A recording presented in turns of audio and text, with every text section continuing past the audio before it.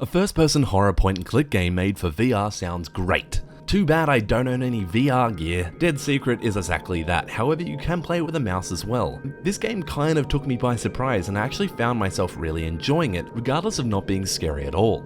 Released in early 2016 and made by indie developers Robot Invader, the game is your classic whodunit of point and clicks. You play a journalist who's trying to make a big break into the industry, and on a hunch, she's investigating the property where the death of Harris Bullard took place, a scientist who is experimenting with some interesting sci-fi shit. This is your normal affair of rummaging through drawers and shelves in search for items to use with other items to progress the story. Sometimes relatively easy puzzles would pop up, but the main charm of the game really shines through its journal entries and the constant intrigue as to how Bullard died and if someone actually in fact killed him. There are several suspects, and systematically in each portion of the game, journal entries will reveal little tidbits about each character. Once you've revealed a certain amount of information for that portion of the game, your character will then reflect on her known knowledge in the form of a mini quiz. They felt really weird and out of place, and somewhat insulting for those that have been paying attention, especially when the character says, "That's correct," every time you get one of the answers right. The horror in this game is, well,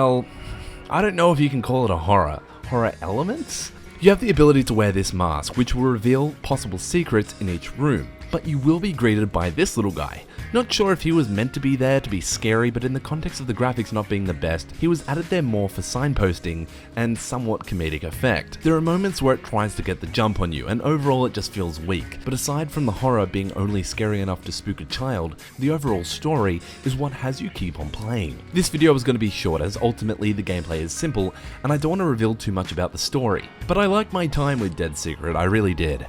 Whilst the graphics aren't that great, the amount of detail and care that was put into the house made it believable and makes it seem like it was once lived in and now it's being packed up as a result of Bullard's death. The game has 5 endings, and I actually ended up with an ending, and I didn't know it was an ending until I received the achievement. The game doesn't let you backtrack or go to a different chapter, at least I couldn't figure out how to do that. And it really was kind of restricting me from seeing the other endings of the game without starting a new game. I didn't like that at all, so then I ended up just going to YouTube to watch the other endings. Like, I was going to do that anyway, but the fact that the game wouldn't let me progress when I thought that I had a game over, I don't know, it's just kind of unfair. Up until that point, I'd really enjoyed the game. And that brings us to the price. It's currently $15 on Steam, and I know why it's $15. It's the fact that it's for PC and VR supported. But would this game be good in VR?